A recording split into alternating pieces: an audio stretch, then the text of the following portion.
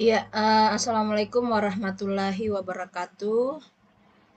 Selamat datang kepada Bapak Ibu sekalian, peserta kuliah mata kuliah analisa rekayasa sipil ya, S2 Teknik Sipil Unhas. Baiklah, eh, perkenalkan terlebih dahulu nama saya Nilda Dwi Puspita, salah satu dosen pengampu mata kuliah ini di kelas Bapak Ibu. Eh, dan kebetulan juga di kelas ini sudah diisi ya, sudah diisi oleh dosen-dosen sebelumnya.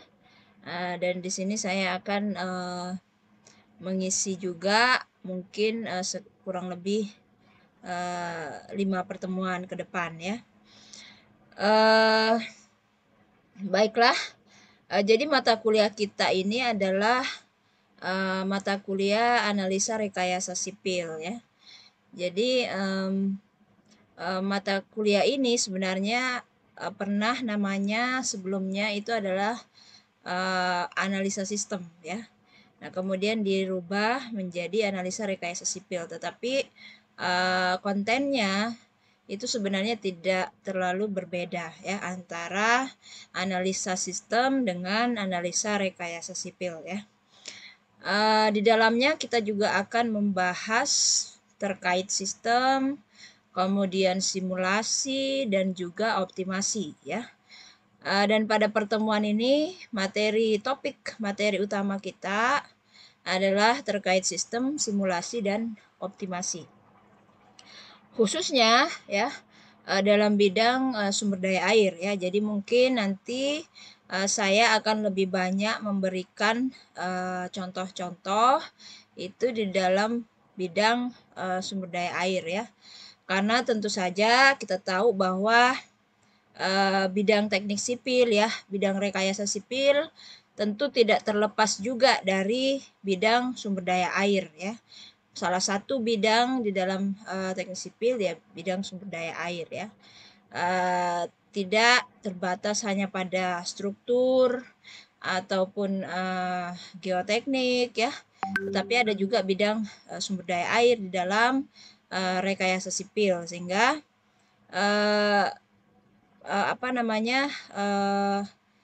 mungkin kita akan lebih memfokuskan ya materi kita secara umum, tetapi secara spesifik lebih banyak contohnya nanti di bidang sumber daya air, karena juga kebetulan bidang saya sendiri ya yang saya tekuni selama ini itu adalah di bidang sumber daya air ya. Oke, jadi mudah-mudahan Bapak Ibu sekalian bisa mengikuti perkuliahan kita dengan baik ya. Bisa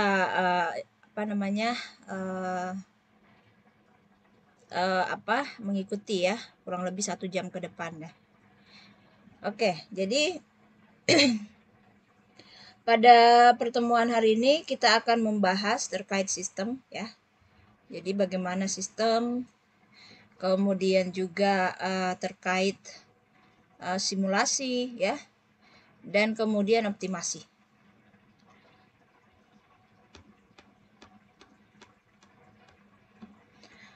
Jadi topik di dalam materi hari ini itu terkait sumber daya air dan bagaimana konsep suatu sistem ya. Kemudian bagaimana analisis sistem, dan kita akan bahas simulasi serta optimasi ya. Nah, terkait optimasi ini mungkin kita akan lebih lanjut lagi membahas di pertemuan berikutnya ya. Jadi sedikit pengenalan terkait optimasi dan simulasi akan kita bahas pada hari ini. Oke. Jadi di sini saya mau memperlihatkan bagaimana distribusi air di bumi kita ya. Bagaimana sumber daya air kita di bumi ini ya. Jadi di bumi tempat kita tinggal ini, ya, ternyata tidak semuanya air yang tersedia itu adalah air yang bisa dikonsumsi, ya. Jadi kita melihat dari diagram ini bahwa ternyata 97% ya, 97% air di bumi yang mana jumlahnya sangat besar itu berada dalam bentuk air asin, ya. Artinya bahwa dia berada dalam bentuk air laut, ya, seperti itu. Nah, kemudian hanya berupa 3% saja yang berupa fresh water. Nah, ini. Jadi yang kita di negara berkembang, ya, di Indonesia itu air yang kita konsumsi, yang kita gunakan itu masih berada di yang 3% ini, ya. Nah, kalau kita lihat yang 3% ini, kemudian kalau kita lihat secara spesifik lagi diagramnya, ternyata fresh water yang 3% ini itu juga terbagi lagi, ya. Terbagi lagi dan tidak semuanya juga bisa kita gunakan, ya. Karena 68,7% dari yang 3% itu, ya, itu berupa es, ya, berupa ice cap atau dan glaciers, ya.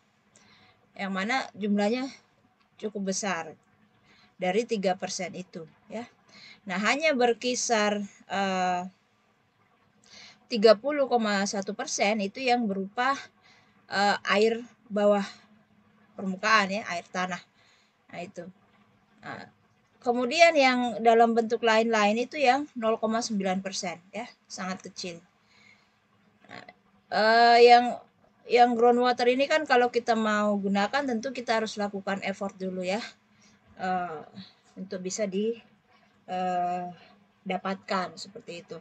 Nah, kemudian yang dalam bentuk lain itu 0,9%, ini kecil. Nah, ini dari 0,9% itu, ya, itu hanya sekitar 0,3% yang berupa air permukaan, ya. Nah, jadi sangat kecil, ya, yang berupa air permukaan yang dalam bentuk fresh water tadi, ya, yang dari 3% itu hanya berkisar 0,3% berupa air permukaan. Nah, air permukaan ini kemudian terbagi lagi dalam bentuk, ya, dia di danau sekitar 87%, kemudian di rawa 11%, dan ternyata di sungai itu kecil 2% saja, ya. Jadi dalam bentuk air permukaan di sungai itu hanya berkisar 2%. Nah, itu. Jadi dari diagram ini bisa dilihat bahwa ternyata air di bumi, ya, yang berupa fresh water itu kecil sekali, 3%, ya. Kemudian yang 3% yang fresh water itu kemudian terbagi lagi, ada yang dalam bentuk es, dalam bentuk air tanah, air permukaan, ya. Kemudian dalam bentuk lain 0,9, dalam bentuk lain ini yang berupa air permukaan hanya 0,3%, ya. Dari 0,3% itu terbagi lagi ternyata banyak di danau, kemudian di rawa, dan ternyata hanya 2% di sungai, ya. Nah, dari sini tentu tergambarkan bahwa sebenarnya walaupun di bumi itu 2/3% adalah air, ya,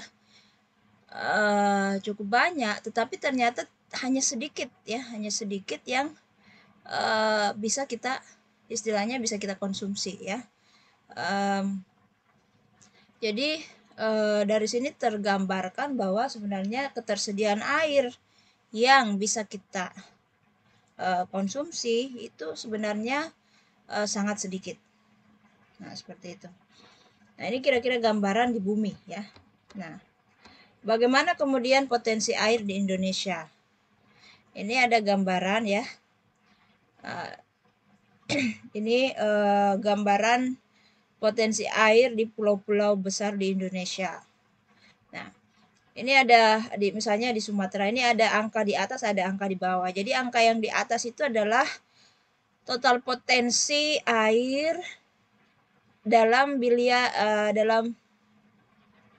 billion meter kubik ya per tahun. Nah itu.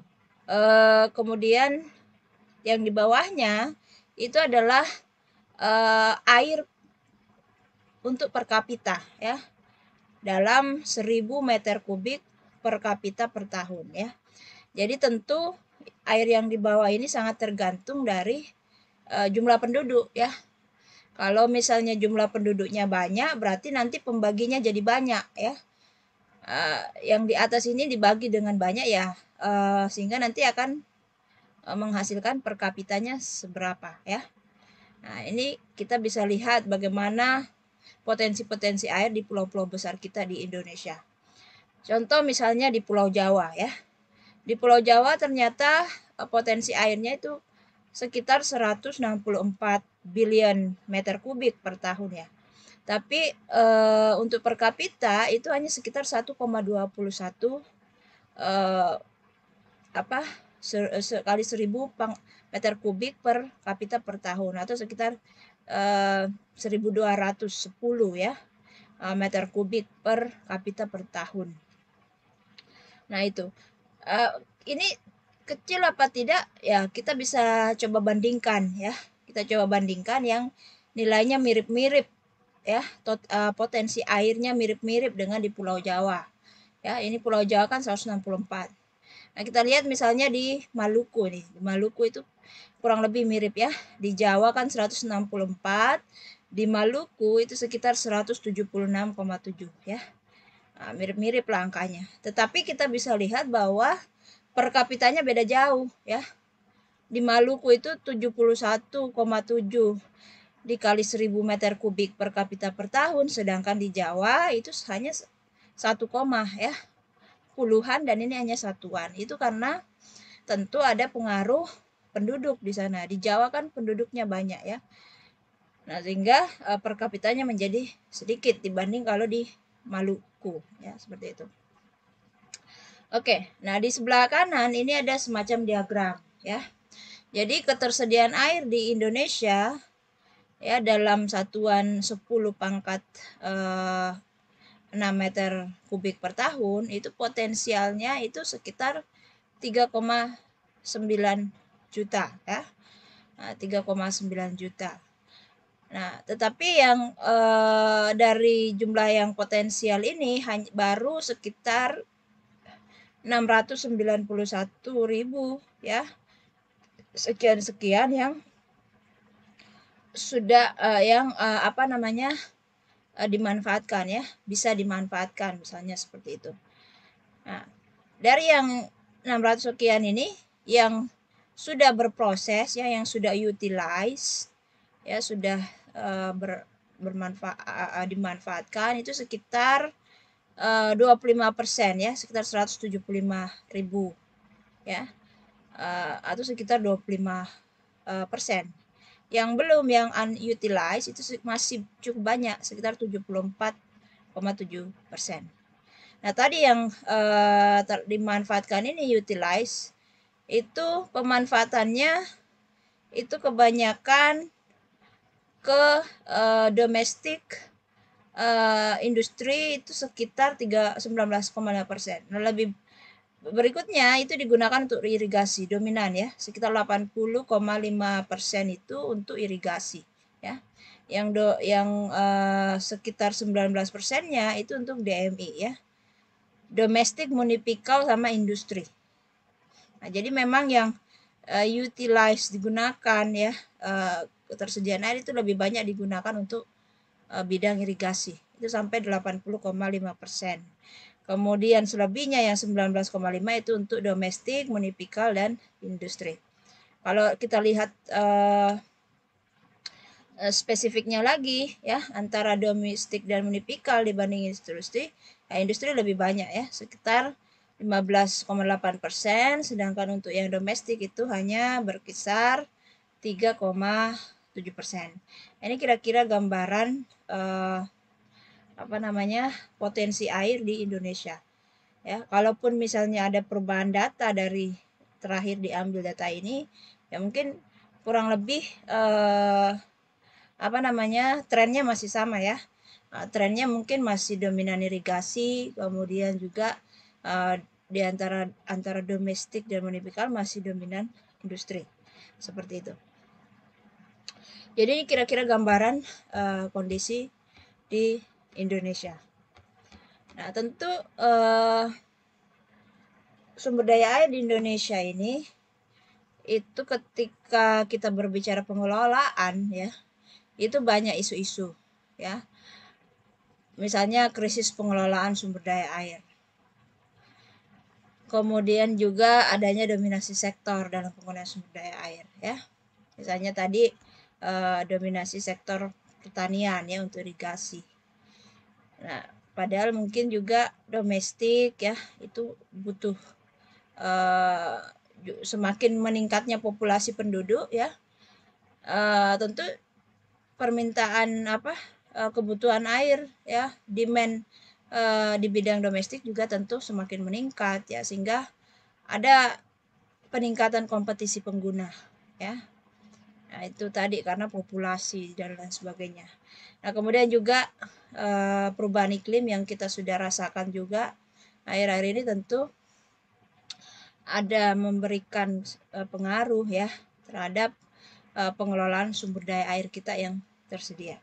Ini kira-kira isu-isu di dalam pengelolaan sumber daya air. Nah, jadi apa yang harus kita lakukan ya? Bagaimana kita ini ya menyikapi ini isu-isu dalam pengelolaan sumber daya air. Nah, tentu itu kaitannya dengan tentu kita perlu melakukan manajemen sumber daya air ya. Manajemen sumber daya air yang efektif dan lain sebagainya. Nah, kalau misalnya kita bicara manajemen sumber daya air atau pengelolaan sumber daya air, maka ada suatu konsep ya, namanya sistem ya. Dalam hal ini sistem sumber daya air yang perlu kita pahami ya, supaya kita bisa melakukan pengelolaan, kita bisa melakukan manajemen terhadap sistem sumber daya air ini ya. Tentu di dalam sistem kan ada banyak ya, ada parameter di sana, ada variabel, ada dan sebagainya yang tentu perlu kita ketahui, perlu kita kelola di dalam kita melakukan pengelolaan sumber daya air atau manajemen sumber daya air ya. Jadi sistem ini adalah alat yang mampu mengubah input atau masukan ya, kemudian dia berproses, kemudian dia menjadi suatu luaran atau output ya. Nah, tetapi sebenarnya sistem ini bukan hanya sekedar alat ya, tetapi dia juga berupa struktur ya, alat, skema, prosedur ya, yang mana dia bisa ya, dia mampu mengubah masukan kemudian menjadi luaran ya, mengubah input menjadi suatu output seperti itu. Nah, ini adalah skematik diagram daripada suatu sistem ya. Jadi ada input, kemudian ada output ya. Nah, ini adalah sistem. Nah, input ini bisa berupa sesuatu yang kita kontrol ya. Nah, bisa juga sesuatu yang tidak bisa kita kontrol. Misalnya dia memang natural ya, dia pemberian alam yang tidak bisa kita kontrol dan lain sebagainya. Atau mungkin kita bisa kontrol sebagian ya. Nah, itu kemudian menjadi inputan ke dalam sistem yang kemudian nanti akan menghasilkan output ya. Nah, ada yang desirable ya. Kalau dia uncontrol ya undesirable ya. Ataupun dia netral dan sebagainya. Nah, kemudian di sini ada yang namanya feedback ya. Jadi nanti bisa juga terjadi ya, output itu kemudian memberikan feedback kepada input ya. Jadi dia semacam memberikan komunikasi memberikan feedback terhadap input selanjutnya mungkin yang akan dilakukan untuk sistem berikutnya, ya, ataukah sistem itu sendiri dan lain sebagainya, ya. Seperti itu kira-kira terkait skematik diagram sistem. Nah, kemudian analisis sistem, ya, kita melakukan analisis pada sistem. Ya, jadi bagaimana itu? Jadi kita memberikan analisis sistem itu adalah suatu formulasi, ya, atau kumpulan sistem dan sub-subsistemnya secara menyeluruh, secara keseluruhan, ya. Jadi analisis sistem ini merupakan suatu set teknik perencanaan dan desain secara matematis, ya, yang umumnya melibatkan pendekatan optimasi, ya. Jadi suatu sistem memberikan output, ya. Kita melakukan analisis sistem memberikan output, ya. Nah, kita berharap outputnya itu dari sistem tersebut itu optimal. Tinggal mungkin kita perlu melibatkan optimasi approach atau pendekatan optimasi, ya. Nah, di mana nanti kaitannya terhadap pengambilan keputusan, ya. Jadi optimasi itu juga untuk di dalam kita melakukan pengambilan keputusan. Nah, teknik pengambilan keputusan sendiri itu terbagi dua, ya. Ada namanya model deskriptif, ya. Ada namanya model preskriptif. Kalau dia model deskriptif artinya kita mendeskripsikan kondisi saat ini bagaimana, ya. Kita mengambil keputusan dengan kondisi saat ini dan seterusnya. Sedangkan preskriptif itu kita melakukan semacam prediksi, ya, semacam proyeksi. Bagaimana kita melakukan pengambilan keputusan, ya, kita melihat prediksi ke depan, ya, proyeksi ke depan dan sebagainya. Itu kira-kira model preskriptif seperti itu. Nah, fungsi analisis sistem, ya, baik itu prediksi dan identifikasi, ya. Nah, yang pertama adalah prediksi. Jadi analisis sistem, fungsi analisis sistem pada prediksi ini adalah untuk memprediksi dampak berdasarkan penyebab yang diketahui, atau biasa juga disebut dengan analisis langsung atau direct. Jadi kalau di dalam prediksi ini, ya, kita itu tahu inputnya, ya, kemudian kita tahu sistemnya. Nah, nanti kita melakukan prediksi output, ya, seperti itu. Contoh misalnya kita tahu inputnya dalam hal ini misalnya presipitasi, ya, atau curah hujan. Kemudian kita tahu sistemnya berupa unit hidrograf, sistem hidrograf, ya. Nah, nanti kita bisa memprediksi runoff ataukah limpasan permukaannya bagaimana, ya. Nah, seperti itu. Nah, sedangkan kalau identifikasi, ya, kalau identifikasi ini adalah proses identifikasi sistem berdasarkan input dan output, ya. Jadi atau bisa kadang disebut analisis berkebalikan atau inverse. Nah, jadi di identifikasi ini kita tahu input, kita tahu outputnya. Nah, kita mau mengidentifikasi sistemnya bagaimana, ya. Jadi contoh, ya, kita mengidentifikasi unit hidrograf yang mana merupakan sistem itu berdasarkan presipitasi sebagai input dan runoff sebagai outputnya. Nah, itu kira-kira yang dimaksud dengan prediksi dan identifikasi di dalam analisis sistem. Nah, kemudian kalau misalnya kita berbicara tools, ya, di dalam membantu kita di dalam melakukan analisis sistem, dalam hal ini analisis sumber daya air, maka kita bisa menggunakan tools ini ya. Bisa berupa simulasi ya, bisa berupa optimasi ya. Nah, kalau simulasi ini nanti kita melakukan simulasi ya, namanya simulasi ya. Kita hanya mau melihat bagaimana proses daripada sistem itu ketika ada input ya, bagaimana proses sistemnya, bagaimana outputnya ya. Sedangkan optimasi ini ada optimasi ya, optimalisasi, optimasi. Jadi tentu di situ melibatkan bagaimana kita melakukan analisis sistem sehingga kita mendapatkan hasil yang optimal atau optimum seperti itu ya. Nah,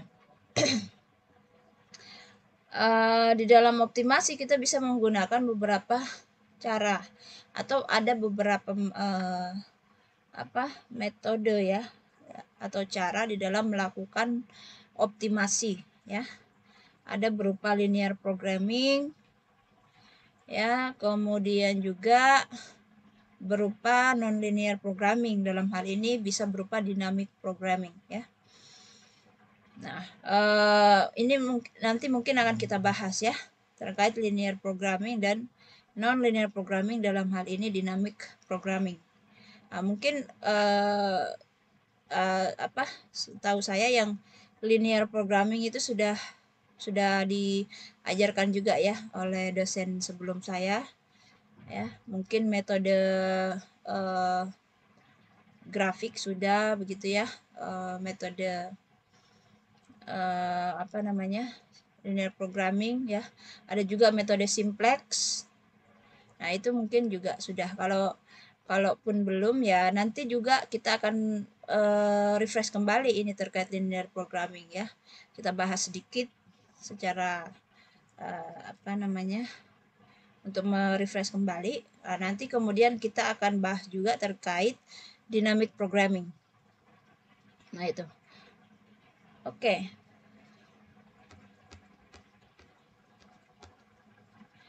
Nah, proses identifikasi dan pengambilan keputusan ya pada suatu sistem. Contoh misalnya ada water resource system ya, di mana ini adalah sistem globalnya ya. Kemudian subsistemnya tentu ada ekologikal, kemudian ada environmental, kemudian ada sosial ekonomik. Nah, kemudian misalnya Anda Bapak Ibu sekalian ya adalah seorang planner atau manajer dalam hal ini ya, yang akan melakukan analisa sistem terhadap water resource system ya, atau sumber daya air. Sistem sumber daya air ya, di mana sudah diketahui juga sub-subsistemnya. Nah, Bapak Ibu kemudian sebagai planner ataupun manajer ya, itu ketika melakukan analisa sistem itu tentu untuk mendapatkan suatu decision variable ya dalam analisa sistem itu ya, maka tentu Bapak Ibu sebagai planner, sebagai manajer itu perlu melakukan desain ya. Mungkin Bapak Ibu menyiapkan 1-2 desain, atau mungkin operating policy, atau mungkin manajemen ya. Ada opsi-opsi desain, operating policy, manajemen untuk sistem sumber daya air yang sedang Bapak Ibu analisa di dalam mendapatkan decision variable ya. Mungkin ada beberapa opsi-opsi desain ya. Nah, selain daripada Bapak Ibu mungkin menyiapkan beberapa opsi-opsi desain ya, tentu ada yang namanya constraint ya, atau ada faktor pembatas ya, yang kemudian membatasi Bapak Ibu di dalam menentukan decision variable ya dalam sistem yang Bapak Ibu sedang analisis ya. Ya, constraint-nya misalnya dalam hal ini water resource system ya, misalnya kapasitas saluran ya yang hanya mampu mendistribusikan sekian unit ya, atau mungkin kondisi tampungan storage ya, storage tampungan yang hanya memiliki kapasitas sekian ya, dan lain sebagainya ya. Jadi ketika Bapak Ibu melakukan analisis sistem dengan tujuan untuk mendapatkan decision variable, Bapak Ibu melakukan desain-desain, kemudian operating policy management dengan opsi-opsi yang Bapak Ibu buat ya. Kemudian Bapak Ibu memperhatikan constraint atau faktor pembatas, kemudian dibantu. Kemudian dari semua itu Bapak Ibu kemudian melakukan dibantu dengan tools ya, dengan melakukan simulasi dan optimasi ya. Jadi Bapak Ibu bisa melakukan simulasi ya, bisa juga Bapak Ibu melakukan optimasi, sehingga akhirnya Bapak Ibu mendapatkan suatu decision variables ya dari sistem yang Bapak Ibu sedang analisa ya. Jadi inilah kira-kira bagaimana gambaran di dalam Bapak Ibu sebagai planner atau manajer di dalam melakukan pengambilan keputusan. Nah itu. Oke. Jadi di sini tadi ada tools yang membantu Bapak Ibu ya dalam menentukan decision variables dari sistem yang ada dengan opsi-opsi desain Bapak Ibu dengan adanya pembatas-pembatas atau constraint. Nah, tentu tadinya Bapak Ibu, apa bedanya simulasi, apa bedanya optimasi ya di dalam menentukan decision variables ya. Oke, jadi simulasi dan optimasi, kalau kita lihat ini adalah simulasi, kemudian ini adalah optimasi ya. Nah, contoh misalnya tadi sistem yang akan kita analisa itu adalah sistem sumber daya air. Ada input, kemudian input ya, kemudian selain daripada input ada sistem desain dan operating policy yang Bapak Ibu rancang misalnya untuk masuk kepada analisis sistem Bapak Ibu, sehingga akhirnya menghasilkan suatu output untuk kemudian Bapak Ibu bisa melakukan pengambilan keputusan ya, misalnya seperti itu. Nah, kalau dia optimasi, kalau kita lihat ini serupa ya, tetapi yang membedakan ya, ini sama ya, sistem sumber daya air ada input, kemudian Bapak Ibu memberikan sistem desain dan operating policy yang Bapak Ibu rancang misalnya untuk sistem ini. Nah, kemudian memberikan output ya, tetapi bedanya dengan simulasi, kalau di optimasi di sini ada feedback ya, ada komunikasi semacam itu. Jadi Bapak Ibu berikan sistem desain operating policy yang Bapak Ibu rancang, misalnya yang opsi 1 kepada sistemnya ya, ternyata dia menghasilkan seperti ini, dia memberikan feedback kepada apa yang Bapak desain yang Bapak Ibu berikan ya, misalnya desain opsi 1 ternyata seperti ini ya, belum optimal ya, atau mendekati optimal, sehingga Bapak Ibu bisa melihat, oh berarti saya akan mencoba untuk memberikan desain opsi kedua dan lain sebagainya ya, sehingga ada komunikasi di sini, sehingga nantinya akan keluar output yang mana outputnya ini berupa output yang optimum ya atau optimal, sehingga nanti akan memberikan juga akan menjadi pedoman dalam Bapak Ibu menentukan mengambil keputusan ya, dalam pengambilan keputusan seperti itu. Nah, jadi kalau simulasi di sini dia tidak ada komunikasi untuk supaya nanti outputnya bisa optimal ya, seperti itu. Jadi dia hanya mensimulasikan, kalau misalnya saya masukkan desain yang saya rancang seperti ini ke dalam sistem yang sedang saya kaji, bagaimana outputnya ya, seperti itu. Nah, sedangkan kalau di optimization, nah itu eh, ada semacam istilahnya komunikasi ya dalam tanda petik itu, sehingga akhirnya nanti outputnya itu menjadi optimal ya. Nah, jadi ada semacam komunikasi untuk nanti yang desain yang dirancang itu yang paling memberikan output optimal itu yang mana, yang bagaimana, seperti itu ya. Mudah-mudahan bisa dipahami terkait perbedaan simulasi dan optimasi. Nah, terkait pemilihan decision variables ya, ini kan tadi mau dapat decision variable ya. Ini juga sama. Decision variable dalam rangka untuk pengambilan keputusan ya. Oke. Nah, di dalam pemilihan decision variable, bagaimana simulasi, bagaimana optimasi. Nah, kalau kita mau melakukan decision variable dan kita menggunakan simulasi ya, maka sebenarnya kita menjalankan trial dan error ya, menggunakan semua kemungkinan alternatif decision ya. Ini kemungkinan alternatif yang sistem desain ataupun manajemen ya, ataupun operating policy tadi yang Bapak Ibu rancang ya.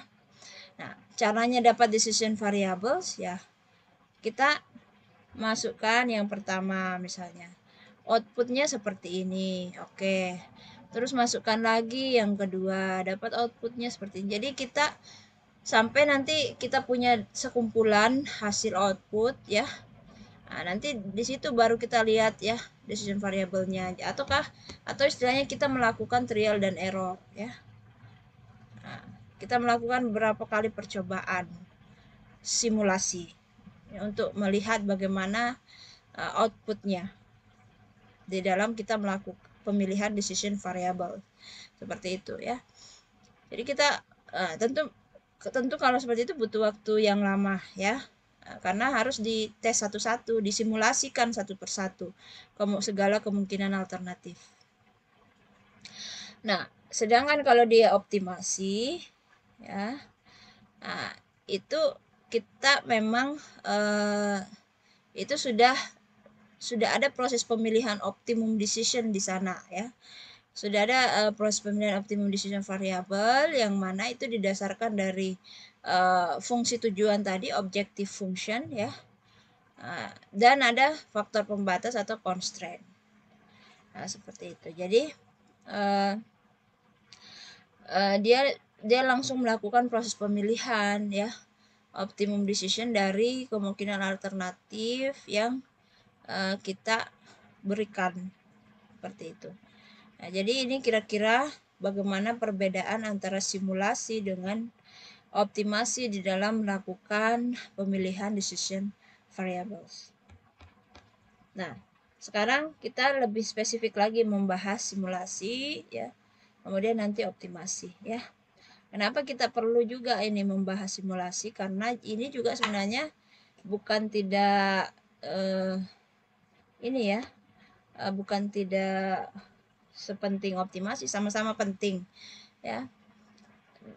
Optimasi ya, kemudian simulasi juga. Ini simulasi juga tools yang sangat luar biasa. Bahkan banyak penelitian-penelitian tesis, disertasi ya, kemudian penelitian-penelitian S2, S3 itu mereka berbasis simulasi ya. Tidak selamanya itu harus optimasi, tidak selamanya kita mau mengoptimalkan sesuatu. Terkadang kita hanya mau melihat bagaimana proses daripada sistem yang sedang kita tinjau itu ketika kita memberikan input tertentu, bagaimana outputnya ya. Terkadang kita hanya mau melihat proses itu ya, tidak selamanya kita mau melakukan optimasi ya. Contoh banyak itu adalah penelitian-penelitian di bidang S2 ya, di level S2, S3. Misalnya Bapak Ibu mensimulasikan pelindung pantai ya, Kalau misalnya di suatu ruas pantai tertentu, kalau misalnya diberikan pelindung pantai jenis tertentu, ya bagaimana hasilnya ya. Terkadang kita cuma mau melihat proses ya,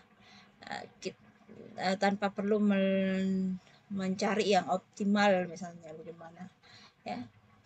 Intinya kedua tools ini adalah sama-sama penting dan banyak digunakan di dalam melakukan pemilihan decision variables ya. Oke, sehingga kita akan bahas secara spesifik simulasi. Kemudian karena mata kuliah ini adalah mata kuliah analisa rekayasa sipil ya, yang lebih dominan juga membahas optimasi, maka mungkin nanti 1-2 pertemuan setelah ini itu kita akan full membahas terkait optimasi ya, dalam kaitannya untuk mata kuliah ini ya. Oke, sekarang yang pertama terkait simulasi. Nah, jadi kalau simulasi itu hanya menjawab what if question ya. Jadi bagaimana kalau misalnya saya berikan input begini, bagaimana outputnya ya. Bagaimana kalau saya berikan input begini, bagaimana outputnya ya. Nah, itu simulasi. Kalau kaitannya, kalau kita bandingkan dia dengan optimasi ya. Tidak ada pemilihan optimalis yang optimum yang mana ya. Dia hanya menjawab what if question ya.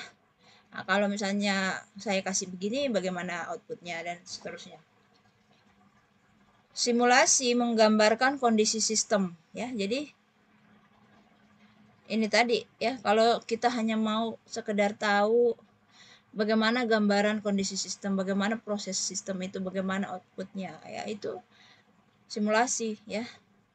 Tidak ada pemilihan optimalisasi ya, tidak ada pengoptimalan misalnya, itu ya simulasi. Nah, jadi simulasi menggambarkan kondisi sistem pada satu rentang waktu atau satu waktu tertentu ya.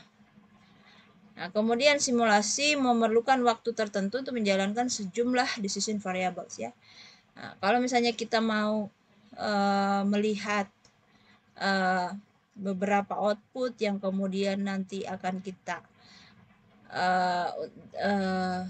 kaitkan dengan pengambilan keputusan ya, ataupun dalam hal kita ingin melakukan pemilihan ya, decision variables, arti kan berarti banyak input yang kita berikan ya.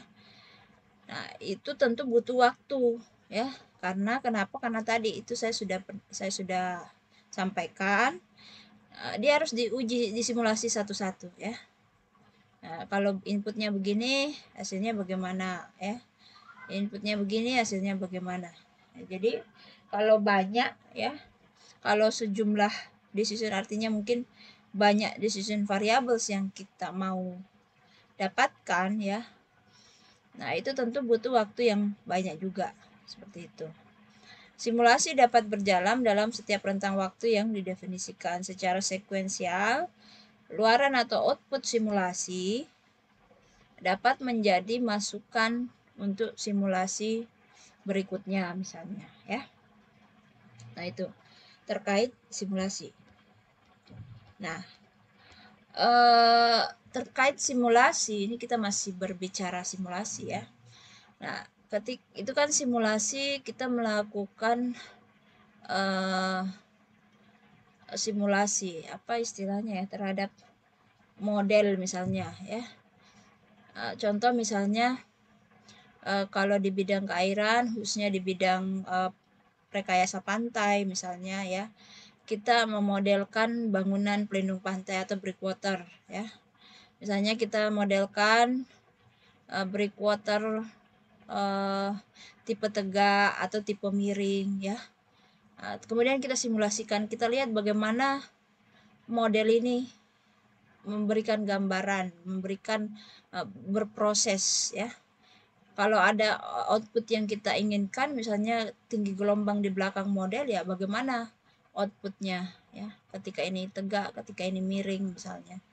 Ada input gelombang di depan, kemudian ada output gelombang di belakang dan lain sebagainya. Nah, Itu simulasi ya.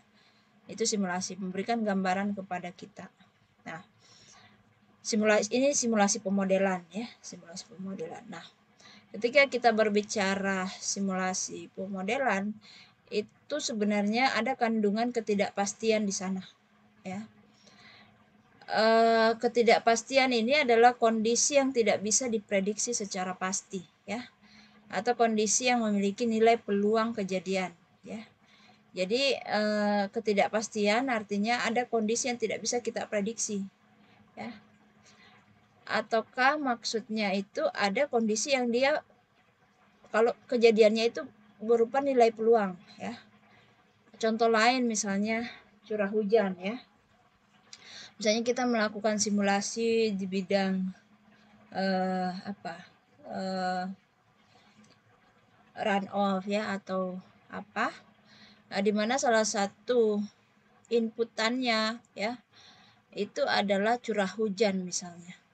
Nah itu kan kita sebenarnya itu kan curah hujan itu memiliki ketidakpastian ya. Hujan saja kita hujan sendiri ya, kejadian hujan saja itu memiliki ketidakpastian, apalagi misalnya yang lebih spesifik curahnya, curah hujannya ya. Nah, itu juga tentu memiliki ketidakpastian ya. Nah, kita tidak bisa prediksi secara pasti, misalnya berapa curah hujan yang terjadi besok ya, atau berapa curah hujan yang terjadi 5 tahun yang akan datang ya. Semakin lama ke depan kita melakukan prediksi, semakin besar ketidakpastiannya ya. Jadi dia ada nilai peluang di sana ya, peluang turun hujan atau tidak dan lain sebagainya. Itu adalah ketidakpastian ya. Nah, dan ketidakpastian itu tentu mempengaruhi simulasi yang kita lakukan, misalnya simulasi dan pemodelan yang kita lakukan yang terkait dengan variabel-variabel yang memiliki ketidakpastian ya. Oke, jadi ketidakpastian ini bisa mempengaruhi ya, mempengaruhi kehandalan model kita di dalam mensimulasikan sistem ya, ini mensimulasi ya, atau melakukan prediksi ya, seperti itu. Jadi apa namanya, simulasi itu mengandung ketidakpastian dan itu bisa dipahami ya, dan itu bisa diterima bahwa memang ada simulasi-simulasi yang melibatkan parameter-parameter ataupun variabel-variabel yang memiliki ketidakpastian ya, itu memiliki ketidakpastian ya, dan itu bisa dipahami ya. Nah, terkait ketidakpastian ya, jadi ini ada skematik diagram ya yang memperlihatkan hubungan antara input parameter yang tidak pasti ya, atau uncertainty, saya taruh di sini, dan sensitivitas model output variabel uncertainty. Jadi ada tiga komponen besar dari diagram ini kalau kita lihat ya. Nah, yang pertama adalah input ya, input ya, input yang kita berikan, yang mana inputnya itu bisa jadi memiliki ketidakpastian ya, uncertainty. Nah ini ya, kalau kita lihat dia diagramnya mulai dari tipis begini, kemudian lebih cembung besar, kemudian kembali tipis. Nah ini adalah komponen yang pertama. Yang berikutnya ini ada istilahnya sensitivity ya, sensitivitas dari suatu apa ya, parameter atau variabel atau model ya. Nah, ada yang tinggi sensitivitasnya, ada yang rendah sensitivitasnya ya. Nah, sebentar akan kita lihat bagaimana kita mengetahui sensitivitasnya tinggi atau rendah ya, dengan analisis sensitivitas namanya. Nah, kemudian di sini ada output ya, yang tentu ketika kita memberikan input yang uncertainty kemudian dipengaruhi oleh sensitivitas, maka dia akan menghasilkan output yang uncertainty juga. Tapi seberapa high atau seberapa low uncertainty-nya output ini itu tergantung dari ini semua tadi, input dan kondisi sensitivitasnya. Contoh misalnya kalau dia inputnya di sini ya artinya kecil uncertainty-nya ya, berarti cukup pasti. Nah, karena ketidakpastiannya kecil ya, kalau kita tarik ke atas, misalnya kita sudah mengidentifikasi atau kita sudah menganalisis dia termasuk yang model sensitif atau tidak, atau yang tinggi sensitifnya atau rendah ya, misalnya dia rendah, maka kalau ke sini ya hasilnya juga low ya, hasilnya juga rendah output ketidakpastiannya. Kalau misalnya input yang kita berikan uncertainty-nya besar, misalnya dia berada di tengah-tengah sini, ini kan yang terbesar ya, kemudian kita hubungkan ke atas, yang pertama yang low dulu. Nah, yang low di sini kita tarik ke kanan, nah dia bakalan dapat low yang paling output uncertainty yang low, tapi yang paling maksimal loh ya, yang paling besar juga ya. Demikian juga kalau misalnya dia yang higher sensitivity ya, kalau dia inputnya besar uncertainty-nya, maka ketika kita tarik ke kanan dia dapat yang higher juga nih, yang maksimal juga di sini ya, dibanding kalau dia di sini ya, ini kan kecil dibanding kalau di sini dia maksimal. Berarti output uncertainty-nya bisa maksimal nanti ya, atau maksudnya bisa sangat besar ya, sangat tinggi ketidakpastian daripada output suatu model tersebut ya, atau sistem tersebut ya. Nah itu kalau di sini lagi misalnya ya, nah di sini ini kan kecil uncertainty inputnya ya, kita tarik ke atas, yang untuk yang pertama yang lower ya, tarik ke sini, nah, dapat di sini ini juga kecil kan, tidak semaksimum di sini dia hanya di sini ya. Demikian juga kalau misalnya di yang high sensitivity di sini, nah, ini juga hasilnya jadi kecil, pendek saja, bukan yang maksimum. Nah, jadi ketidakpastian output yang dihasilkan itu sangat bergantung dari ketidakpastian input dan kondisi sensitivitasnya bagaimana ya, seperti itu. Nah, semakin uncertainty inputnya ya, saya sudah simulasi tadi ya, semakin high semakin maksimum ya uncertainty-nya output, seperti itu. Nah, ini kira-kira skematik diagram dari suatu ketidakpastian dalam pemodelan ya, atau simulasi. Nah, ini tadi yang sensitivitas ya, ini sensitivity. Nah, itu bagaimana kita melakukan analisis sensitivitas? Itu kita melakukan pendekatan ya, dengan misalnya ada parameter yang saling terkait satu sama lain. Kalau misalnya kita mengubah nilai salah satu parameter ya dengan mengasumsikan nilai parameter yang lain konstan. Jadi ini pendekatan yang dilakukannya, kita rubah salah satu parameter yang lain dibuat tetap ya. Nah, nanti kita lihat kalau misalnya dia merubah salah satu saja ya, kemudian yang lain tetap terus memberikan hasil yang ini apa namanya, signifikan ya, atau sangat berdampak, nah maka berarti dia sensitif ya. Semakin signifikan perubahan yang terjadi karena kita mengubah nilai salah satu saja, itu berarti semakin tinggi sensitivitasnya suatu model kah atau sistem itu atau parameter itu ya. Nah, seperti itulah kira-kira. Oke, nah itu terkait simulasi ya. Ini contoh ya, gambaran simulasi dalam pengelolaan sumber daya air.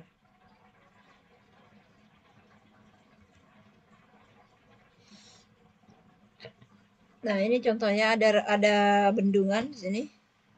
Yang mana bendungan tentu menampung ya, menampung air dalam reservoir ya, atau waduk. Nah, itu. Jadi ini simbol untuk bendungan atau reservoir. Nah, kemudian air dari reservoir ini akan dialokasikan untuk 3 pengguna ya. Nah, kalau dia simulasi, kita bicara simulasi, maka kita hanya akan melihat bagaimana gambaran alokasi air ini kepada 3 pengguna ini. Ya, pengguna 1, pengguna 2, pengguna 3, dan seberapa debit sungai yang akan mengalir ke hilirnya setelah digunakan oleh ketiga pengguna ini. Nah, itu simulasi, hanya sekedar memberikan gambaran proses suatu sistem ya kepada kita, bagaimana ya dalam hal ini alokasinya ya. Nah, seperti itu. Kalau kita bicara, sebentar kita lihat bagaimana kalau optimasi ya.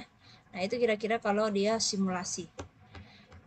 Nah, sekarang kita masuk kepada optimasi. Nah, optimasi dalam hal ini dalam bidang pengelolaan sumber daya air ya. Optimasi ya, ini juga erat kaitannya dalam kita melakukan pengambilan keputusan. Yang mana tentu ketika kita melakukan pengambilan keputusan, kita mau hasil atau output yang optimal ya. Nah, atau yang optimum. Nah, syarat optimasi. Nah, jadi kalau optimasi itu kita harus punya objective function ya, atau fungsi tujuan ya. Kemudian kita punya fungsi matematis dari variabel-variabel keputusan ya. Jadi sistem itu kemudian kita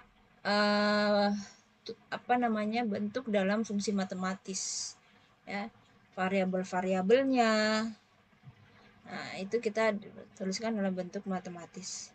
Nah, itu yang pertama. Yang kedua, dia memiliki yang namanya constraint atau faktor pembatas ya. Nah, jadi constraint atau faktor pembatas ini merepresentasikan kondisi pembatas yang harus dipenuhi ya. Jadi ini yang memberikan batasan di mana kita bisa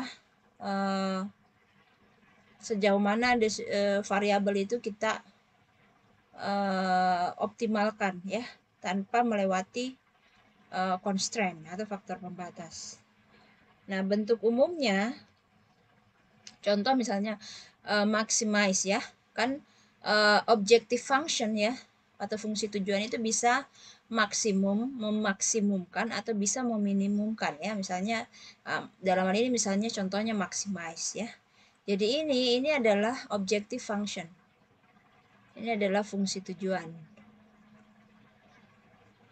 atau objective function ya. Objective function. Nah, X ini adalah variabel yang kita mau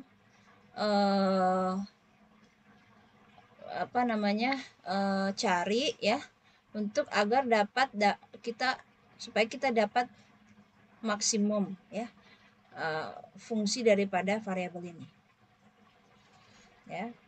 Nah, kemudian ini adalah constraint atau faktor pembatas ya.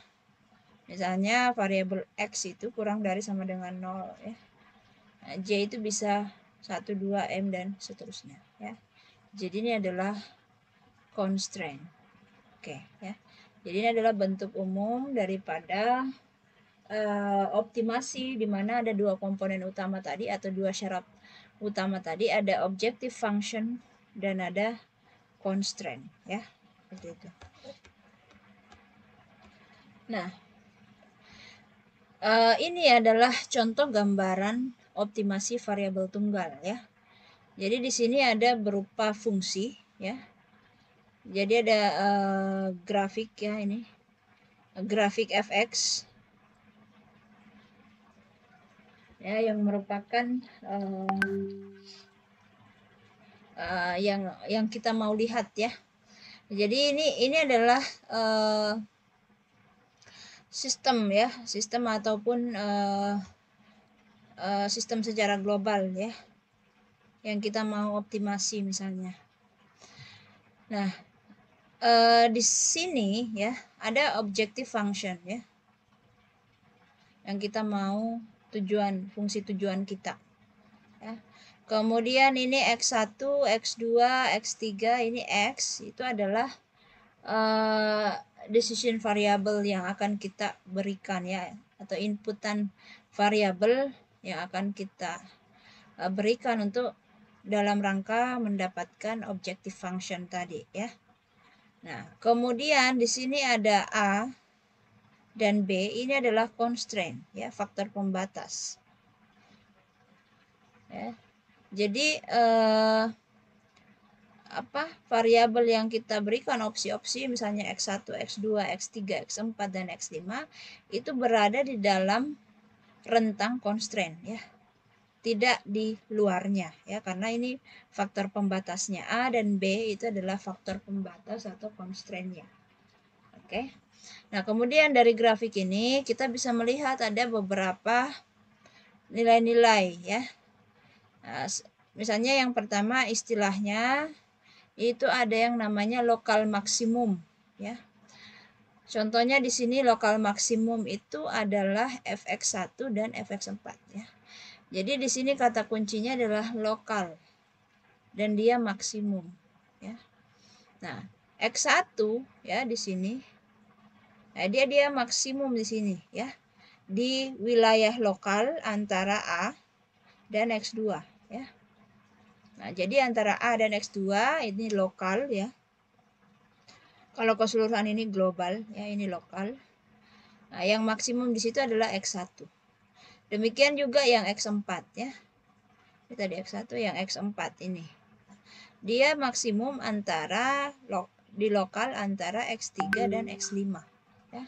X3 ini, X5 ini yang maksimum ini X4 ya. Seperti itu. Nah, kemudian berikutnya adalah lokal minimum ya. Dalam hal ini yang lokal minimum itu adalah fx2 dan fx5 ya. Yang lokal minimum ini x2 minimum di lokal antara x1 dengan x3. Dia yang paling minimum yaitu x2. Kemudian demikian juga x5 ya, sini. Dia yang paling minimum antara x4 dan b. Nah, seperti itu. Nah, kemudian ada yang namanya titik pelana ya. Nah, titik pelana ini maksudnya yaitu X3 itu artinya kalau tadi kan yang X1 ini ya, sebelum X1 yaitu A itu minimum ya, lebih rendah dari X1. Setelah X1 juga lebih rendah dari X1. Demikian juga tadi X4 ya, itu lebih tinggi dari X3 dan lebih tinggi dari X5 ya, dia yang maksimum di situ. Demikian juga yang minimum tadi X2 itu dia lebih rendah dari X1 dan lebih rendah dari X3 ya. Demikian juga tadi X5 dia lebih rendah dari X4 dan dia lebih rendah dari B. Nah, titik pelana itu artinya kalau sebelum dan sesudahnya berbeda ya. Dalam hal ini kan X3 ini. X3 ini. Nah, sebelumnya X3 yaitu X2 itu lebih rendah, tapi setelahnya S3 yaitu X4 itu lebih tinggi ya. Ups. Maaf ini hang.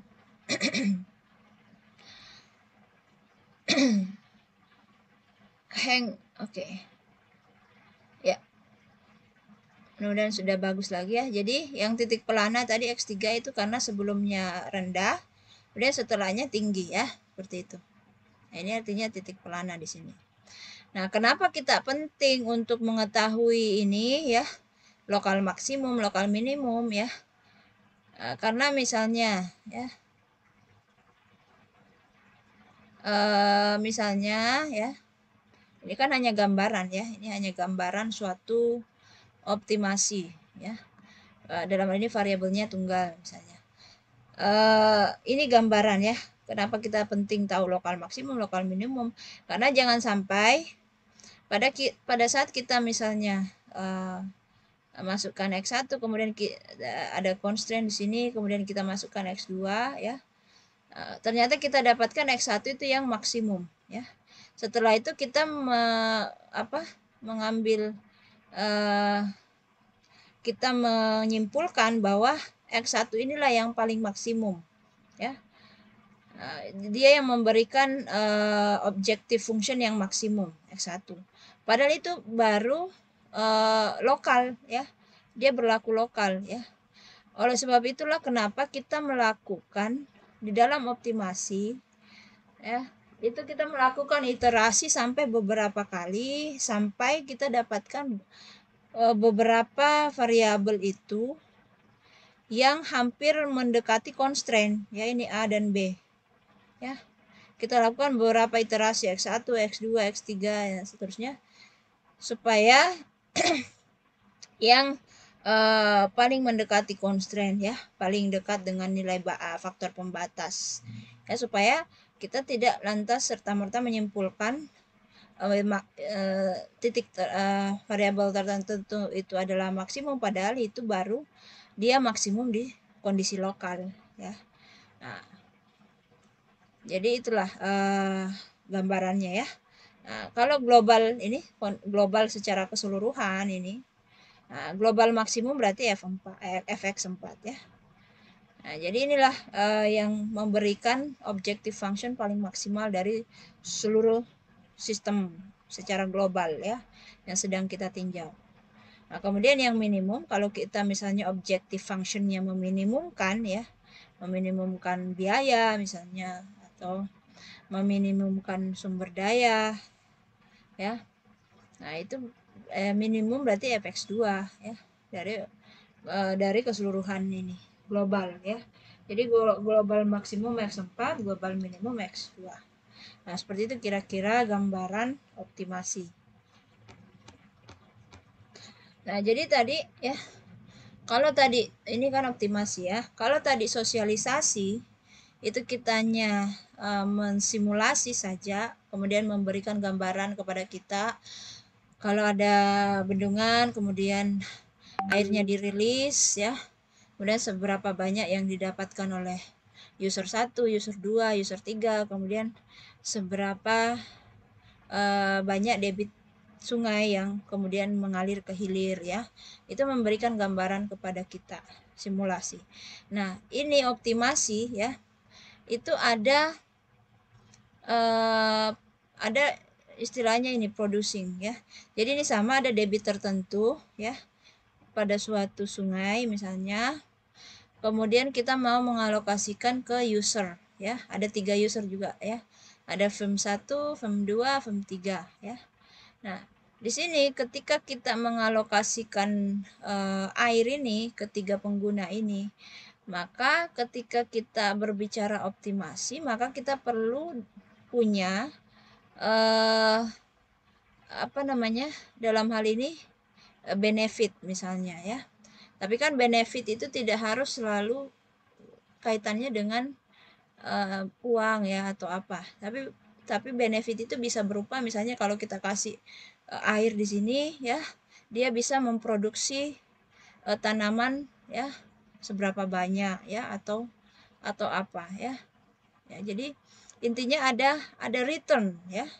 Ketika kita memberikan alokasi, bagaimana returnnya di sini ya?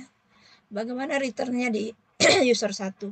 Bagaimana returnnya di user 2? Bagaimana returnnya di user 3? Makanya tadi kan di skema optimasi itu ada komunikasi dua arah seperti ini. Dari yang kita berikan ya, sistem desain yang kita berikan sebagai masukan ya, nanti dia akan memberikan feedback ya. Feedbacknya bisa berupa returnnya, kita dapat informasi returnnya bagaimana di sini, sehingga nanti kita akan bisa menentukan yang optimal, bagaimana alokasi air yang paling optimal ya, seperti itu ya. Jadi ada return di sini, ada return di sini, ada return di user 3 ya. Nah, itu ya. Kemudian kita harus ada remaining river flow ya. harus ada tetap yang mengalir ke hilir ya, karena tentu tetap harus ada air yang ke hilir ya, untuk menjaga environmental aspeknya ya. Seperti itu. Jadi mungkin ini ada constraint di sini bahwa harus ada sejumlah unit air tertentu yang mengalir ke hilir ya, itu bisa jadi constraint sehingga nanti kita bisa menentukan ya alokasi air dari jumlah debit tertentu yang mengalir ya. Nah, nanti alokasinya ke sini berapa, ke sini berapa, ke sini berapa yang paling optimal dengan memperhatikan constraint misalnya ya, seperti itu. Nah, itu yang dinamakan optimasi, kaitannya kalau kita bandingkan tadi dengan simulasi ya. Oke. Nah, sehingga tadi optimasi itu kan ada return ya. Ada benefit ya istilahnya. Nah, jadi kalau kita lihat concave NB ini adalah net benefit ya, atau objective function ya, net benefit function ya dari 3 pengguna misalnya ya. Ketika kita memberikan variabel ya, nah nanti decision variabel yang memberikan hasil paling optimal itu adalah X1 bintang ini, karena ini ada garis tipis ini, dia menunjukkan inilah decision variabel ya, variabel decision yang memberikan optimal net benefit. Nah, seperti itu. Jadi sebenarnya yang net benefit itu grafiknya berbentuk konkav begini. Jadi bisa jadi misalnya ini kita berikan misalnya 1 unit, ini 2 unit, 3 unit, 4 unit ya. Misalnya 1, 2, 3, 4 ya. Misalnya unit, dalam hal ini kita bicara unit air yang kita alokasikan. Unit air yang kita alokasikan ya sebagai X1 ya. Misalnya kita alokasikan 1 unit air ya. Ternyata dia benefitnya segini ya.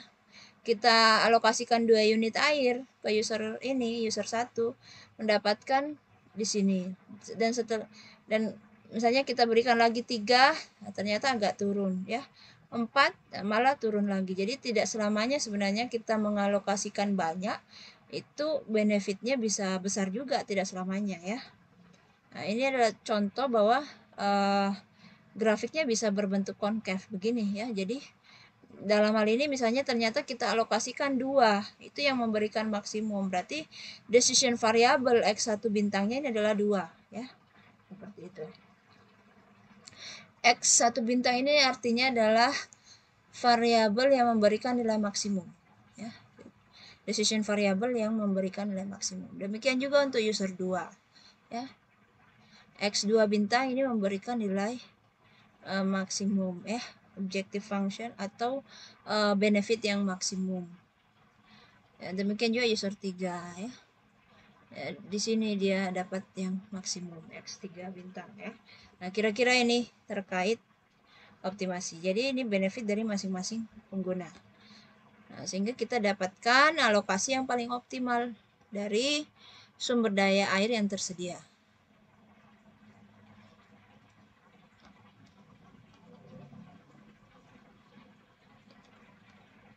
Jadi ini adalah langkah-langkah optimasi. Ini sepertinya slide terakhir ya. Nah, jadi langkah di dalam melakukan optimasi, tentu pertama kita harus tentukan dulu objective function kita ya, atau fungsi tujuan kita. Apakah kita memaksimalkan ya, ataukah kita meminimalkan ya, seperti itu. Jadi maksimal atau meminimalkan ini bisa jadi objective function atau fungsi tujuan. Tergantung nanti kondisinya apa ya, kita mau maksimalkan kah atau kita mau minimalkan tenaga kerja dan lain sebagainya ya, yang mana memberikan yang paling optimal di kasus kita ya, di sistem kita. Nah, ini jadi objective function yang pertama ya, objective function ya. Nah, kemudian yang kedua adalah menentukan faktor pembatas atau constraint.